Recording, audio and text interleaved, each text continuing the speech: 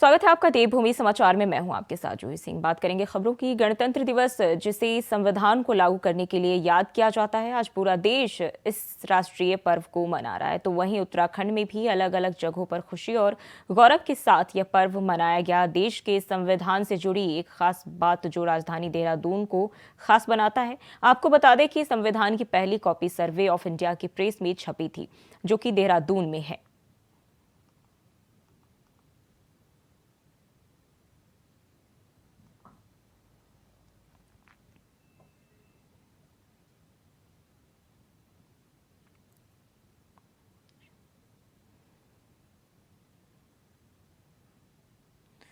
तो ये 4 तस्वीरें हम आपको दिखा रहे हैं, जहां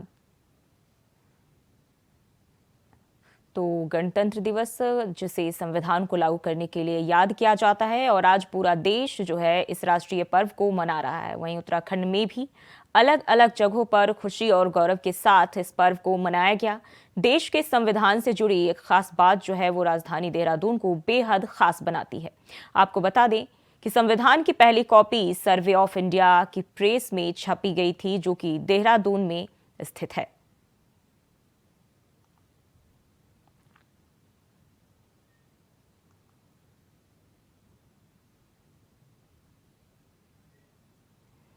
और देश आज अपने 75वें गणतंत्र दिवस जो है वो सेलिब्रेट कर रहा है, और इस मौके पर उत्तराखंड में भी ध्वजारोहण किया गया। जहां पहली तस्वीर देहरादून से है, जहां मुख्यमंत्री पुष्कर सिंह धामी ने बीजेपी प्रदेश कार्यालय पर ध्वजारोहण किया। वहीं दूसरी तस्वीर देहरादून के कांग्रेस भवन की है, जहां गणतंत्र दिवस बड़े ही हर्षोल्लास के साथ मनाया जा रहा है, और कांग्रेस प्रदेश अध्यक्ष करण माहरा ने झंडा फहराया। तो ये बीजेपी कार्यालय और कांग्रेस कार्यालय की 2 तस्वीरें हम आपके साथ साझा कर रहे हैं। और गणतंत्र दिवस के मौके पर मुख्यमंत्री पुष्कर सिंह धामी ने मुख्यमंत्री आवास पर ध्वजारोहण किया और देश और प्रदेशवासियों को गणतंत्र दिवस की बधाई और शुभकामनाएं भी दी। मुख्यमंत्री पुष्कर सिंह धामी ने आवास में मौजूद सभी अधिकारियों को संविधान की शपथ भी दिलाई। तो देहरादून में सीएम आवास पर जो है गणतंत्र दिवस का आयोजन किया गया था, और इस दौरान मुख्यमंत्री ने ध्वजारोहण किया। गणतंत्र दिवस की मैं सबसे पहले तो सबको बहुत शुभकामनाएं देता हूं, बहुत बधाई देता हूं। और इस बार बड़ा दुखद संयोग है, फ्रांस के राष्ट्रपति हमारे यहाँ गणतंत्र दिवस के अवसर पर आए हैं। निश्चित रूप से हम सभी भारतीय उनका अभिनंदन करते हैं, स्वागत करते हैं। और जो थीम महिलाओं को आगे बढ़ाने की है, हमारे प्रधानमंत्री आदरणीय मोदी जी के नेतृत्व में मातृशक्ति के उत्थान के लिए हर संभव प्रयत्न और प्रयास किए गए हैं। और मुख्यमंत्री पुष्कर सिंह धामी ने भाजपा प्रदेश कार्यालय पर ध्वजारोहण किया और सभी देश और प्रदेशवासियों को गणतंत्र दिवस की शुभकामनाएं भी दी। साथ ही उन्होंने कहा कि इस बार गणतंत्र दिवस हम सबके लिए बेहद खास होने वाला है, क्योंकि प्रधानमंत्री मोदी के नेतृत्व में भव्य राम मंदिर की प्राण प्रतिष्ठा हो चुकी है और सूर्यदेव उत्तरायण में आ चुके हैं। ऐसे में सभी शुभ कार्य देश भर में हो रहे हैं। वहीं उत्तराखंड राज्य में जल्द ही यूसीसी लागू किया जाएगा, जिसके लिए कमेटी ने ड्राफ्ट भी तैयार कर लिया है। वहीं कुछ औपचारिकताएं पूरी करनी है, जिसके लिए कमेटी का 15 दिनों का कार्यकाल बढ़ाया गया है। जल्द ही कमेटी के द्वारा सरकार को ड्राफ्ट सौंपा जाएगा और उसके बाद इसे हम प्रदेश में लागू कर देंगे। सभी हमारे देश के हम श्रेष्ठ सभी कार्यकर्ता बंधु, उपस्थित हमारे मीडिया के सभी मित्रों, मैं सबसे पहले तो सभी को गणतंत्र दिवस की बहुत शुभकामनाएं देता हूं।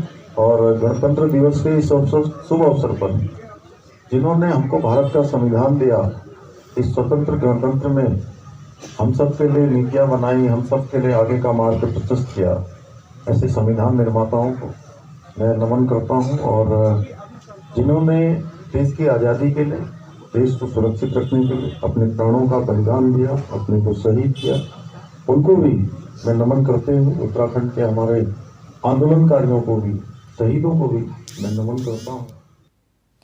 वहीं समान नागरिक संहिता कानून को लेकर मुख्यमंत्री पुष्कर सिंह धामी ने बड़ा बयान दिया है। मुख्यमंत्री पुष्कर सिंह धामी ने कहा कि अभी ड्राफ्टिंग कमेटी का कुछ काम बचा हुआ है, इसलिए उनका 15 दिन का कार्यकाल और बढ़ाया गया है। सीएम धामी ने कहा कि जैसे ही सरकार को ड्राफ्ट मिलेगा, सरकार आगे की कार्रवाई इस मामले में शुरू कर देगी।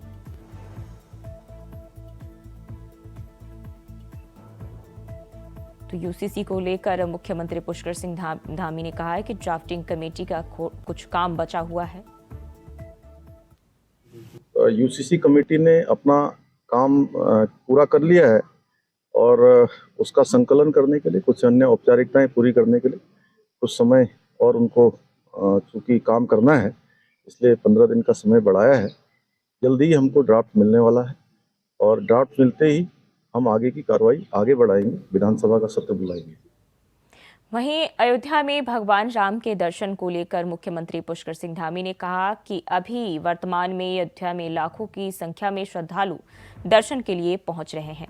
ऐसे में अगर उत्तराखंड से भी वह अपनी कैबिनेट के साथ जाते हैं तो वहां पर व्यवस्था बनाए रखने में जो है व्यवधान उत्पन्न हो जाएगा और इसलिए कुछ समय बाद यानी 10 फरवरी के बाद सरकार की तरफ से अयोध्या जाने का कार्यक्रम बनाया जाएगा।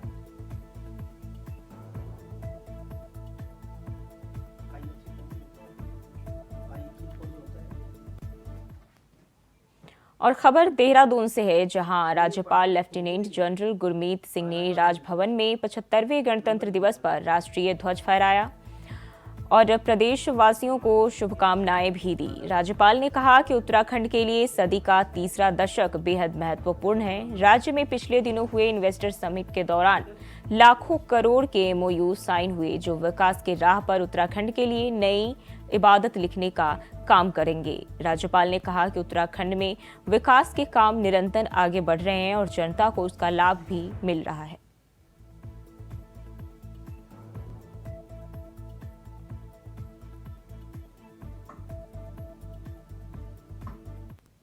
उपलब्धियों को गिनूं 2023 में तो बहुत गर्व होता है। जिस प्रकार से ग्लोबल इन्वेस्टर समिट किया, 3.54 लाख करोड़ का एमओयू हुआ, 25,000 करोड़ का ग्राउंडिंग हुआ, जो छठी world Congress on disaster management की, और हर क्षेत्र के अंदर में, चाहे वो रेलवे, रोपवे, एयरवेज हो, उसके अंदर में विकास किया। मुझे ऐसा लगता है कि हमारी मातृशक्ति हमारी आर्थिकी की रीढ़ है, हमारे युवा हमारी ताकत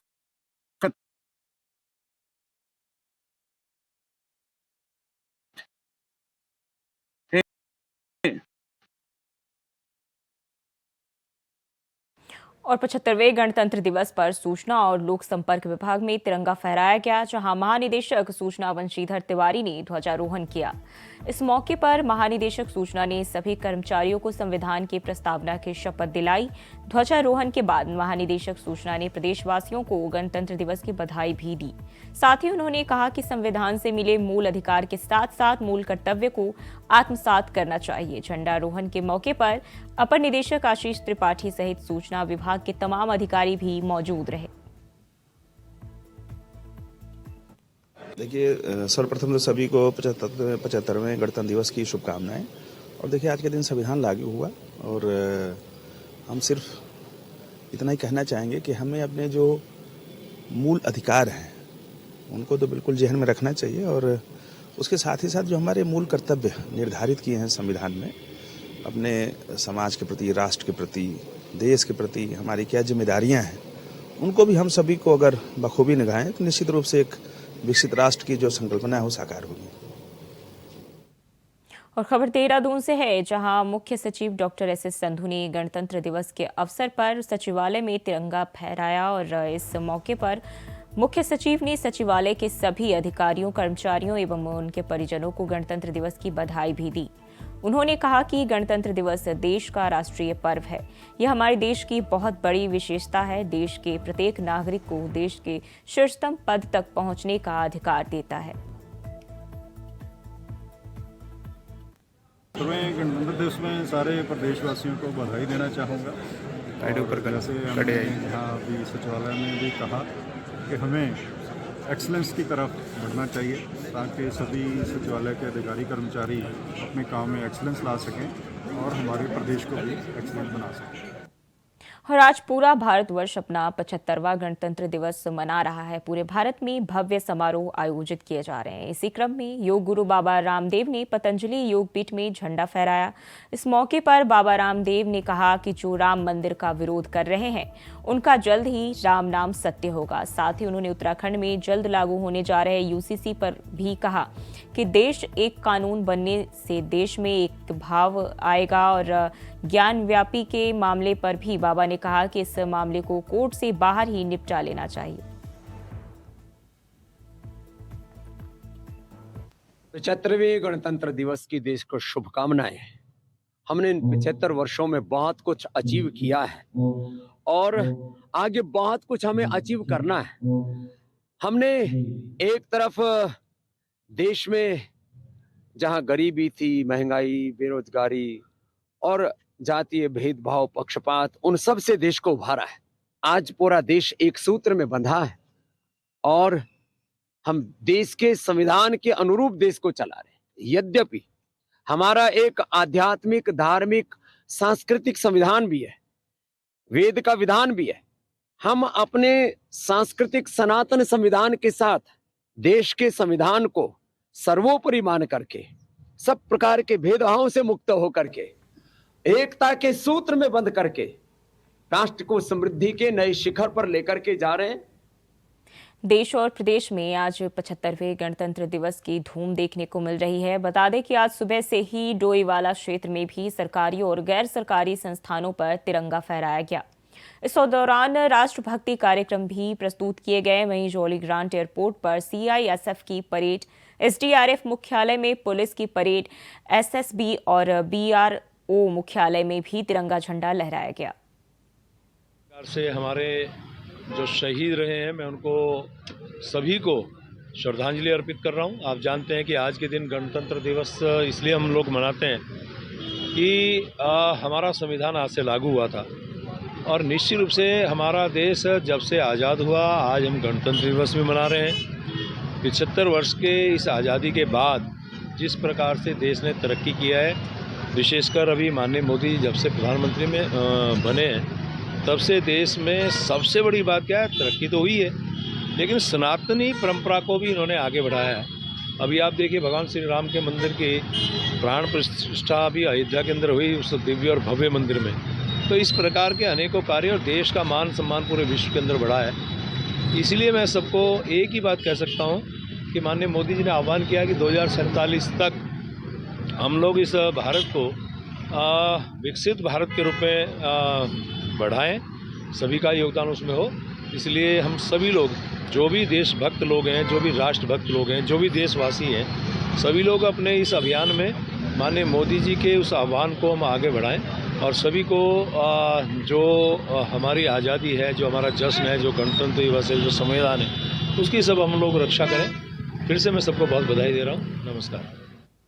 और देहरादून एसीएस श्रीमती राधा रतोड़ी की अध्यक्षता में भू कानून से संबंधित प्रारूप समिति की बैठक हुई। पिछले 10 सालों में जीएम स्तर से कृषि के लिए मिली भूमि की जानकारी प्राप्त करने के निर्देश दिए गए। जिलाधिकारियों से भू कानून से संबंधित सुझाव भी मांगे गए।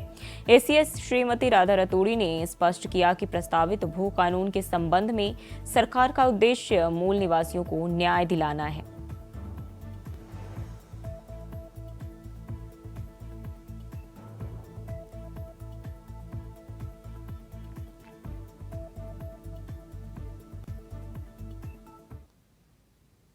और आज पूरे देश भर में गणतंत्र दिवस की धूम देखने को मिल रही है। गणतंत्र दिवस बड़े ही हर्षोल्लास से मनाया जा रहा है।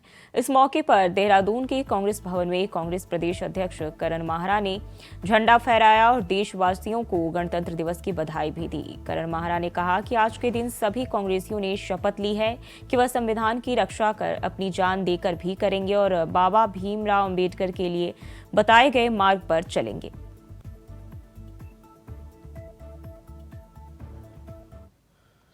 गणतंत्र दिवस की सबको बधाई दी है और सेवा दल का कार्यक्रम था, उसमें झंडा रोड होता है, वो पूरे राष्ट्र में आज किया जाता है। साथ में आज हम लोगों ने संविधान की जो मूल आत्मा है उसकी शपथ भी ली है और हमने प्रण किया है सभी कांग्रेस जनों ने कि हम लोग संविधान की रक्षा के लिए जो कुछ भी हो सकेगा, चाहे प्राणों की आहुति देनी पड़े, हम लोग तत्पर रहेंगे और बाबा भीमराव अंबेडकर के द्वारा बनाए गए संविधान की सुरक्षा करने के लिए, उसकी मूल आत्मा को सुदृढ़ करने के लिए हम लोग जीवन पर्यंत काम करेंगे। और देश के 75वें गणतंत्र दिवस के अवसर पर पुलिस मुख्यालय में कार्यक्रम का आयोजन किया गया, जिसमें गणतंत्र दिवस 2024 के अवसर पर सेवा के आधार पर पुलिस अधिकारियों और कर्मचारियों को राज्यपाल उत्कृष्ट सेवा पदक, उत्कृष्ट सेवा सम्मान चिन्ह और सराहनीय सेवा सम्मान चिन्ह प्रदान किया गया। इस दौरान डीजीपी अभिनव कुमार ने पुलिस मुख्यालय में ध्वजारोहण किया। साथ ही पुलिस अधिकारियों को देश और लोकतंत्र के प्रति निष्ठावान रहने की शपथ भी दिलाई। डीजीपी ने सम्मान को लेकर पुलिस अधिकारियों और कर्मचारियों को गौरव महसूस कराया।